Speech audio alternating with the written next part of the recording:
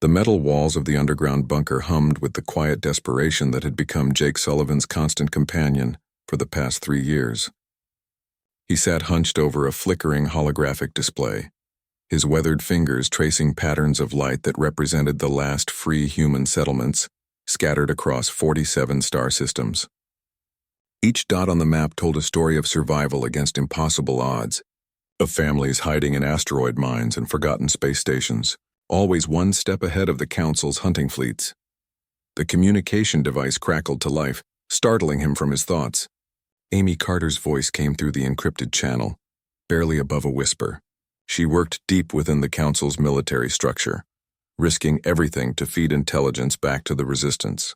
Her latest message made Jake's blood run cold. Operation Silent Stars was not just another patrol mission. The Council had discovered 3 of Earth's hidden colonies, places where human children had been born under alien skies, where people had dared to hope for a future. The extermination fleet was already assembling at Zentara Prime, their crystalline command ships gleaming like deadly jewels against the star-filled void. Jake closed his eyes and remembered Earth as it had been before the Council's arrival 3 centuries ago. Green fields, blue oceans, cities that reached toward the sky with ambition rather than fear.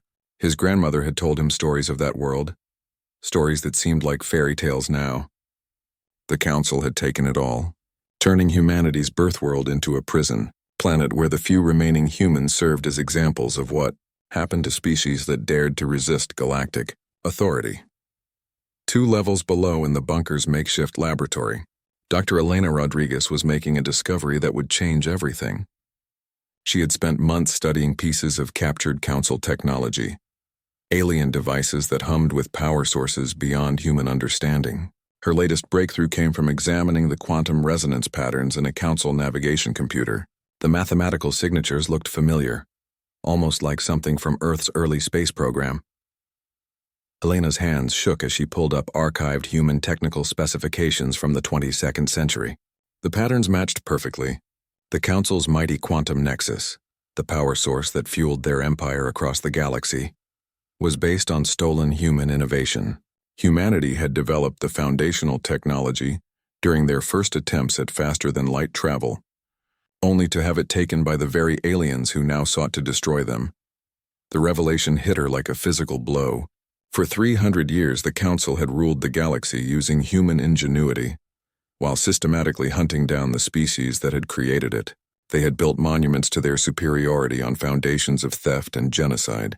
Elena knew she had to get this information to Jake immediately. Meanwhile, on the frozen moon of Kepler 442b, Captain Lucas Bennett crouched behind a pile of mining equipment and watched the Council Guard patrol pass by.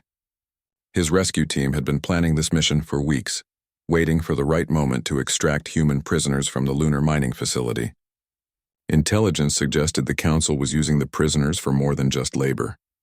They were test subjects in psychological warfare experiments, part of the aliens' obsession with understanding and ultimately breaking the human spirit. Lucas had seen what those experiments could do. Humans who emerged from Council research facilities were broken, their will to resist crushed by alien technology designed to attack the very core of human identity.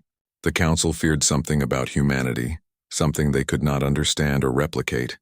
They had spent decades trying to isolate and eliminate whatever quality made humans so unpredictable, so impossible to fully control. The signal came at midnight ship time. Lucas and his team moved like shadows through the mining facility's corridors, their movements coordinated through hand signals and shared determination. They found the prisoners in a section of the facility that officially did not exist, behind walls lined with strange alien machinery that hummed with malevolent purpose. The rescued humans told stories that made Lucas's blood boil. The Council had been trying to map human emotional responses, studying how humans bonded with each other, how they drew strength from hope even in impossible situations. The aliens could not comprehend how creatures could function without rigid hierarchical structures, how humans could coordinate complex actions through trust rather than absolute obedience. Back at the underground bunker, Jake received Elena's findings with a mixture of rage and hope. The Council had built their empire on stolen human dreams, but that also meant humans had the potential to understand and potentially control Council technology in ways the aliens never expected. If Elena was right, humanity possessed an inherent advantage that had been hidden for centuries. As Jake looked at the tactical displays showing the approaching extermination fleet, he felt something he had not experienced in years, not just hope but certainty.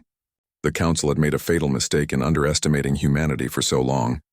They had grown comfortable in their superiority, confident that their rigid order could contain the chaos they saw in human nature. But chaos, Jake realized, was not humanity's weakness. It was their greatest strength.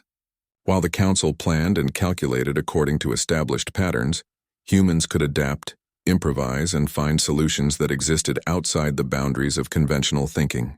Operation Silent Stars was meant to be humanity's final chapter.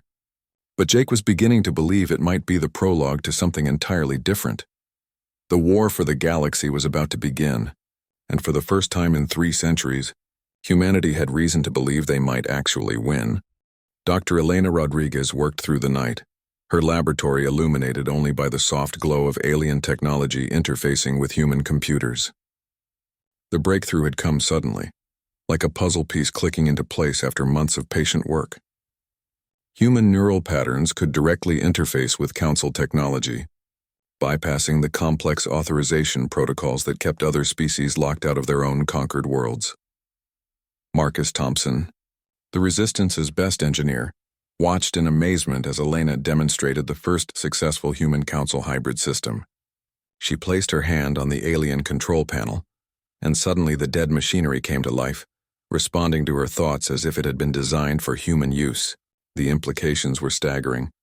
Every Council ship, every orbital platform, every planetary defense system could potentially be turned against its creators. On Zentara Prime, the Council's capital world, Agent Sophie Williams moved through the crystal corridors of the intelligence complex with practiced ease. Her false identity as a trade liaison had taken years to establish, but it had finally given her access to the highest levels of Council planning. The information she discovered there made her question everything she thought she knew about the Galactic War. The Council's internal communications revealed a truth they had hidden for centuries. They were terrified of human unpredictability. Their entire civilization was built on order, hierarchy, and predetermined responses to any possible situation. But humans consistently acted outside their calculated parameters, finding solutions that should not have existed according to Council logic. Sophie accessed classified research files that detailed the Council's desperate attempts to understand human creativity. They had studied captured humans for decades, trying to isolate the neurological processes that allowed for what they called chaotic innovation. Every test had failed to provide them with reproducible results. Humans simply thought in ways that could not be programmed or predicted. The location of the primary quantum nexus facility was buried deep in the classified files. It was not where anyone expected, hidden not in some fortress world but in the very heart of Council space, disguised as a cultural monument. The irony was perfect. The aliens had built a shrine to their superiority around the stolen remnants of human achievement. Across the galaxy, Captain Daniel Foster was putting Elena's theoretical breakthrough into practical application. The Phoenix Network was humanity's answer to the Council's centralized communication systems. Based on ancient internet protocols from 21st century Earth, it created a web of connections that could not be fully mapped or destroyed. Each node could function independently while remaining part of the larger whole. Daniel coordinated with resistance cells across 12 star systems, each group operating according to local conditions while maintaining contact with the broader network. The Council's attempts to trace and eliminate communication lines consistently failed because they expected hierarchical structures with clear command chains.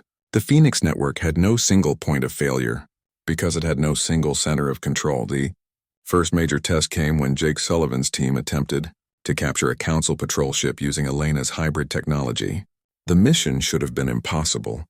Council vessels were protected by multiple layers of security, their systems designed to resist any form of unauthorized access. But Elena had discovered that human consciousness could slip through those defenses like water through a net. Lisa Chang, the Resistance's most skilled pilot, was the first to make full contact with a Council ship's systems. The moment her hands touched the alien controls, she felt the vessel's consciousness merge with her own. She could sense every system, every pathway of power and information. More importantly, she could feel the ship's confusion as it encountered something it had never been programmed to expect. The Council crew watched in bewilderment as their own ship began performing maneuvers that violated every principle of their tactical doctrine. Lisa did not think in terms of predetermined attack patterns or defensive protocols. She flew the way humans had always flown, with intuition and instinct, making split-second decisions that created possibilities where none had existed before. The captured Council dreadnought became humanity's first true victory in centuries. But more than that, it became proof that Elena's theories were correct. Human minds could not just interface with Council technology, they could improve it. The rigid programming that limited alien thinking also limited their machines. Under human control, those same machines could exceed their original design parameters. Word of the impossible victory spread through the Phoenix network faster than any Council intelligence service could track. Resistance cells that had been hiding for generations began to believe that active resistance might be possible. Humans who had accepted their fate as a conquered species started to remember what their ancestors had been capable of achieving. Jake stood on the bridge of the captured dreadnought and felt the weight of history settling on his shoulders. This ship represented more than a military asset. It was proof that the Council could be beaten using their own weapons. But he also knew that their victory would not go unnoticed. The aliens would respond with everything they had, bringing the full weight of their empire to bear on humanity's scattered forces. In the depths of the ship's computer systems, Elena discovered something that changed everything once again. The Council had not just stolen human technology, they had been actively suppressing their own potential for centuries. Their rigid social structures had evolved to prevent the kind of innovative thinking that might threaten established authority. They had created a civilization that was powerful, but fundamentally incapable of growth. Humanity's gift was not just creativity or adaptability. It was the ability to change, to become something new when circumstances demanded it. The Council had built their empire by conquering and controlling, but humans had always survived by learning and evolving. The war was no longer about military victory. It was about proving that growth was stronger than control, that change was more powerful than rigid order. The news of humanity's breakthrough spread across the galaxy like wildfire, carried by the Phoenix network's untraceable communication channels. In hidden bases and forgotten outposts, humans who had spent their lives in hiding began to emerge with a new sense of purpose. Colonel Ryan Parker received the encrypted transmission while coordinating a supply run to a refugee settlement in the Vega system. The message was simple but revolutionary. Human minds could control Council technology. Parker's target was the Council's primary weapons research facility on Altair 7, a heavily fortified installation where the aliens developed new tools of oppression. Intelligence suggested they were close to perfecting a weapon that could target human neural patterns specifically, designed to eliminate the unpredictable thinking that made humans so difficult to control. The facility had to be stopped before that weapon could be deployed. The assault began at dawn local time. Parker's team approached the facility using captured Council transports, their human crews interfacing directly with the alien navigation systems. The ships moved with a fluid grace that no Council pilot could have achieved, weaving through defensive fire patterns while simultaneously adapting to countermeasures in real time. Inside the facility, human commandos demonstrated abilities that the Council had never encountered. They could predict alien tactical responses because they understood the rigid thinking patterns that governed Council behavior. More importantly, they could adapt Council weapons and defenses on the fly, turning the facility's own security systems against their creators. Dr. Nicole Adams worked alongside Elena Rodriguez in developing what they called the Liberation Protocol. It was more than just a computer virus. It was a fundamental challenge to the way Council technology operated. The protocol introduced human-style random variables into alien systems, creating cascading failures that Council programmers could not predict or contain. The beauty of the Liberation Protocol was its simplicity. Council systems were designed to operate within specific parameters, following predetermined paths to achieve predetermined outcomes. The protocol did not try to break those systems. Instead, it gave them choices they had never been programmed to handle. Faced with multiple valid solutions to the same problem, Council technology would freeze in indecision or begin generating increasingly chaotic results. The Council's response was swift and brutal. Grand Counselor Zephys of the Andromedian Empire authorized the deployment of planet-killer weapons against any world suspected of harboring human resistance. Entire systems were evacuated as massive Council fleets moved to implement what they called the final cleansing. But their overwhelming response revealed the depth of their fear. Captain Laura Davis found herself commanding a fleet of converted Council ships in the Battle of Proxima Centauri. The engagement should have been hopeless. Her 30 vessels faced a Council armada of over 300 ships, each one larger and more heavily armed than anything in the human fleet. But the battle was not fought according to Council expectations.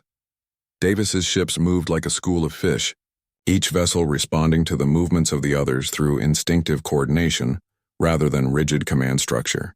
When the Council fleet attempted to implement standard battle formations, they found themselves fighting an enemy that refused to conform to predictable patterns. Human ships would suddenly break formation to assist damaged allies, or coordinate complex maneuvers, through nothing more than shared understanding of the tactical situation. The Council commanders watched in confusion as their superior firepower failed to achieve decisive results. Their battle computers could not process tactical data that changed according to no discernible pattern. Human pilots seemed to anticipate Council movements while making decisions that violated every principle of military logic. Ships would sacrifice strategic positions to rescue crew members, or refuse direct orders to pursue objectives that would have guaranteed victory. Agent Kevin Brooks uncovered the Council's darkest secret while infiltrating their historical archives on Centauri Prime. The species that ruled the galaxy were not the original builders of their civilization. They had destroyed the previous Galactic Confederation 3,000 years ago, taking credit for technologies and achievements that belonged to dozens of extinct species. The truth explained everything about Council behavior. They were not innovators or builders. They were conquerors who had spent millennia perfecting the art of control. Every aspect of their society was designed to prevent the kind of rapid advancement that had once threatened their dominance. They feared young, vigorous species like humanity because they represented the same potential for growth that had existed in the civilizations the Council had destroyed. Brooks transmitted his findings through the Phoenix Network, and the information transformed human understanding of the Galactic War. This was not just a fight for survival. It was a battle between two fundamentally different approaches to existence. The Council represented stagnation, control, and the preservation of established order. Humanity represented growth, change, and the endless potential for something new. Jake Sullivan stood in the command center of New Dawn Base and watched tactical displays showing human victories across 16 star systems. Each success brought new allies, species that had been conquered by the Council centuries ago and had never stopped hoping for freedom.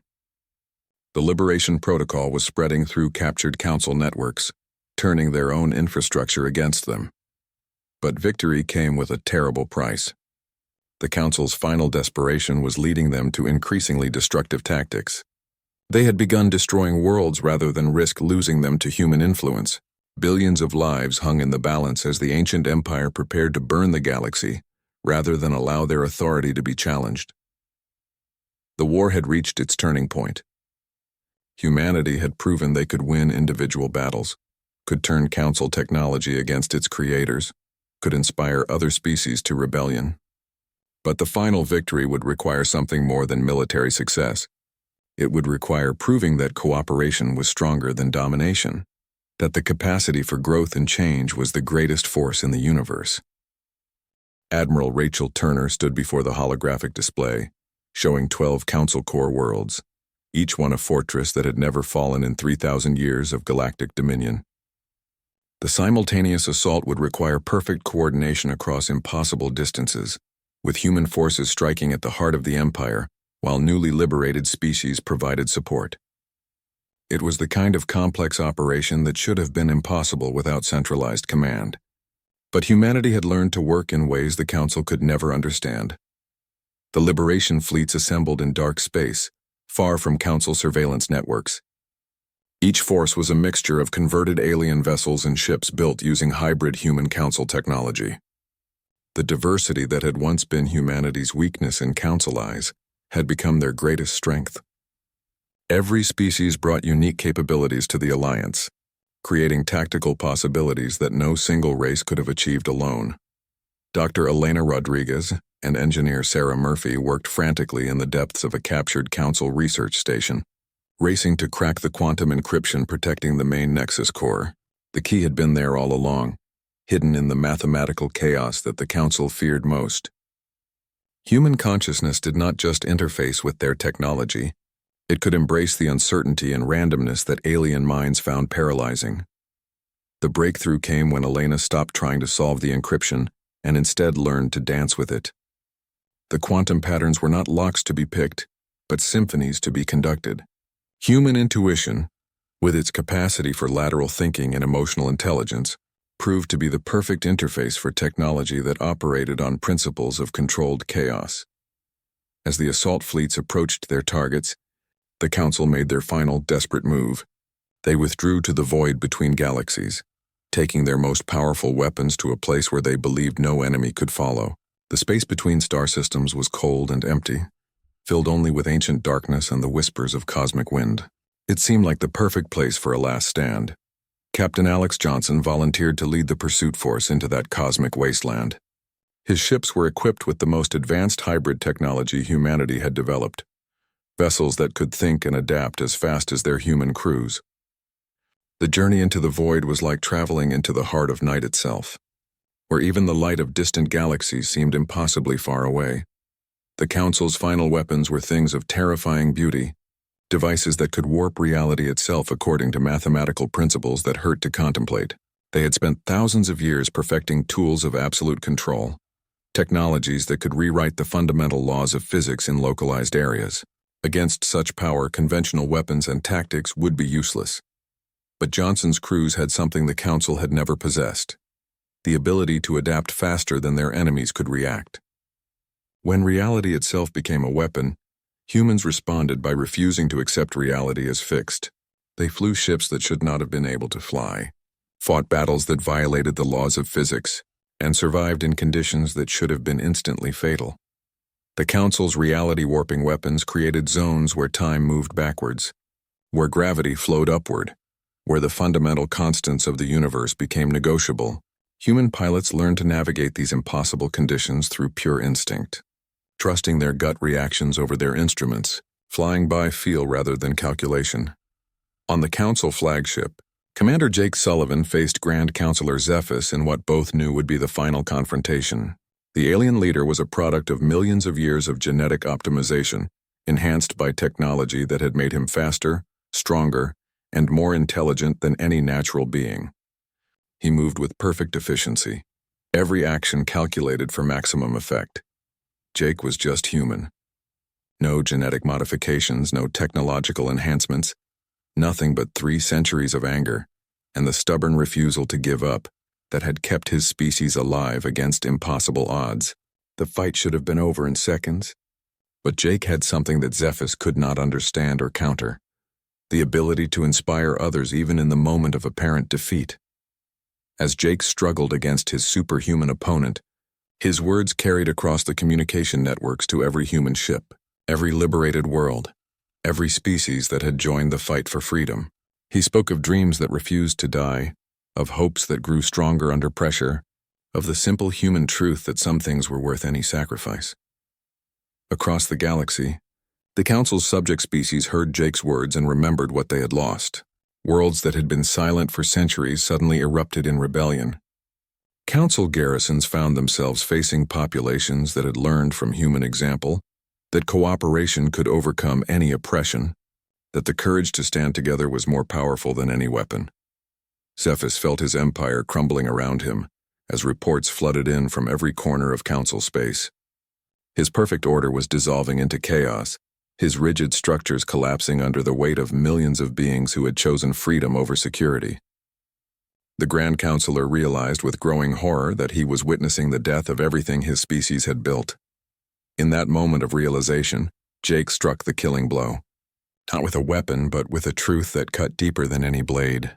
He showed Zephys what the Council had really been: parasites feeding on the creativity of others, destroyers who had mistaken control for strength.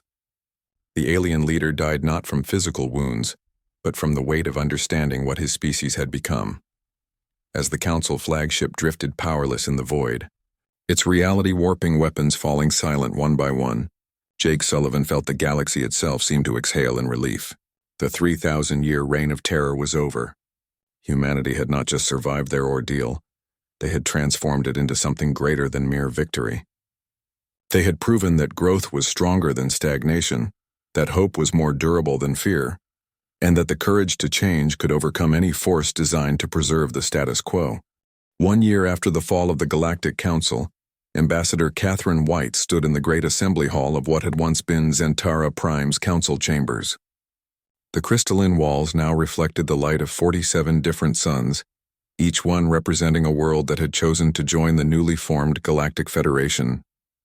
The transformation from empire to alliance had not been easy, but it had been necessary. The Federation operated on principles that would have seemed impossible under Council rule. Decisions were made through consensus rather than decree, with each member species contributing their unique perspectives to solutions that benefited everyone. The old rigid hierarchies had been replaced by flexible networks of cooperation that could adapt to any challenge. Dr. Elena Rodriguez had established the Institute for Cooperative Technology in orbit around Earth, humanity's restored homeworld. The facility buzzed with activity as humans and aliens worked side by side, developing innovations that no single species could have imagined. The old Council technology was being transformed from tools of oppression into instruments of exploration and creation. Elena's latest project involved teaching other species how to interface with hybrid technology using human-inspired thinking patterns. It was not about making aliens think like humans, but about helping them discover their own capacity for creative problem-solving. Each species brought different strengths to the collaborative process, creating solutions that surpassed what any individual race could achieve. Captain Lucas Bennett, now Admiral of the Federation Fleet, supervised the transformation of former Council warships into exploration vessels. The massive dreadnoughts that had once spread fear across the galaxy were being converted into mobile research stations and colony ships. The human concept of turning weapons into tools of peace resonated with species that had known only war for millennia. The exploration fleets were already making remarkable discoveries. Ancient ruins on distant worlds told stories of the civilizations the Council had destroyed, their knowledge and achievements slowly being recovered and shared freely among all Federation members. The galaxy was experiencing its first age of genuine peace and prosperity in over 3,000 years. But the new era was not without its challenges. Some former Council species struggled to adapt to a system based on cooperation rather than domination. Isolated groups of Council loyalists still existed in the Outer Rim, plotting to restore the old order. And strange signals from beyond the galactic edge suggested that humanity and their allies might not be alone in the wider universe. Amy Carter, now Director of Federation Intelligence, monitored these potential threats while working to integrate former Council agents into the new organization. Many aliens who had served the Empire were discovering that they preferred freedom to absolute order, that the uncertainty of self-determination was more fulfilling than the security of predetermined roles. The Phoenix Network had evolved into the Federation Communication Grid, a galaxy-spanning web of connections that allowed instant coordination between the most distant worlds. Unlike the Council's centralized systems, the grid had no single point of control or failure. It was truly a network of equals, reflecting the democratic principles that now governed galactic civilization. Jake Sullivan walked through the gardens of New Geneva, the Federation's capital city built on the ruins of the old Council stronghold. Children of a dozen different species played together in the sunlight, their laughter a sound that had been absent from the galaxy for too long. They were growing up in a universe where diversity was celebrated rather than feared, where differences were seen as sources of strength rather than threats to be eliminated. As Director of Galactic Security, Jake faced new challenges every day. Some were practical matters of integrating former enemies into a unified defense force. Others were philosophical questions about how to maintain peace without becoming oppressive, how to defend freedom without destroying the very thing they sought to protect. The reports that arrived at his desk that morning were both familiar and troubling.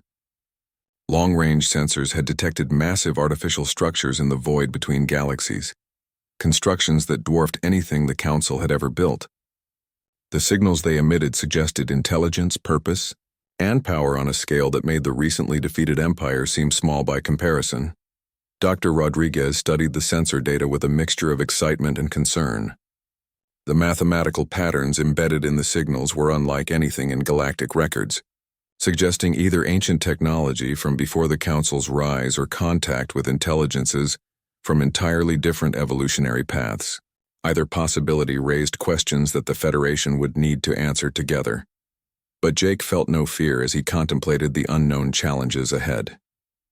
Humanity had taught the galaxy its most important lesson, that unity did not require uniformity, that strength came from embracing differences rather than eliminating them. Whatever lay beyond the known stars, they would face it together, with the combined wisdom and capabilities of 47 worlds working in harmony.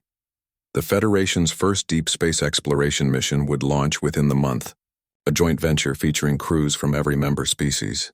They would carry with them the best of galactic technology, guided by human principles of cooperation and discovery. Their mission was not conquest or control, but understanding and peaceful contact. As Jake watched the sun set over New Geneva, painting the sky in colors that reminded him of Earth's ancient beauty, he reflected on how far they had all come. The galaxy had learned that when different species worked together, guided by hope rather than fear, by curiosity rather than suspicion, there was no challenge too great to overcome. The age of empire had ended, but the age of exploration was just beginning, and the universe itself seemed to welcome them with open arms.